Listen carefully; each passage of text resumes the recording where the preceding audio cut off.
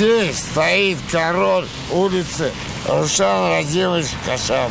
Самоназванный король улицы и не скрывал, что в этот вечер выпивал, может себе позволить. Тем более, что царской повозкой «Ладой Гранта» управлял не он. А то, что его извозчик также сильно не трезв, правителя улицы не смущало. В его мастерстве в любом состоянии управляться с самодвижущейся повозкой он не сомневался и разрешил себя вести. А если вы за рулем не сидели, друг-то зачем допустили? Знаешь, я сам за рулем ездил 50 лет. Я имею право кого допустить и никого допустить. А есть козлы, которые не умеют ездить. «Лада» выезжала со второстепенной дороги, и по правилам дорожного движения ее водитель должен был уступить дорогу машинам, едущим по главной. Но разве до соблюдения каких-то правил, когда в карете монарх, хоть и улицы? Этот козел я не просил. А по эту горку он должен был просить, потому что он идет наверх. Это горка. На горку идет, всегда в правилах написано, кто идет под горку, тот должен уступить дорогу.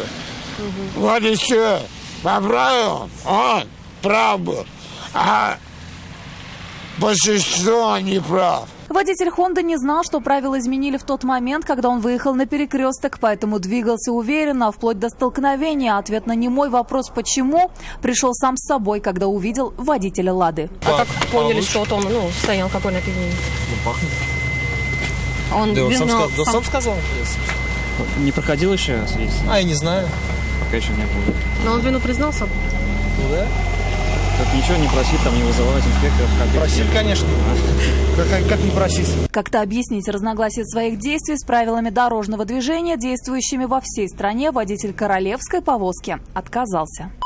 Отсюда бегом. Слышите, что ли?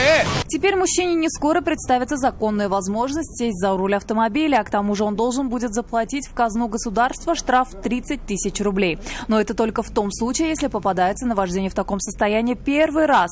При повторном нарушении закон предусматривает уже уголовную ответственность и штраф в 10 раз больше. Но это будут выяснять уже автоинспекторы. Документов, по крайней мере, при себе у него не нашли. Нафиса Минязова, Айрат Назибов, Константин Бушуев. Вызов 112.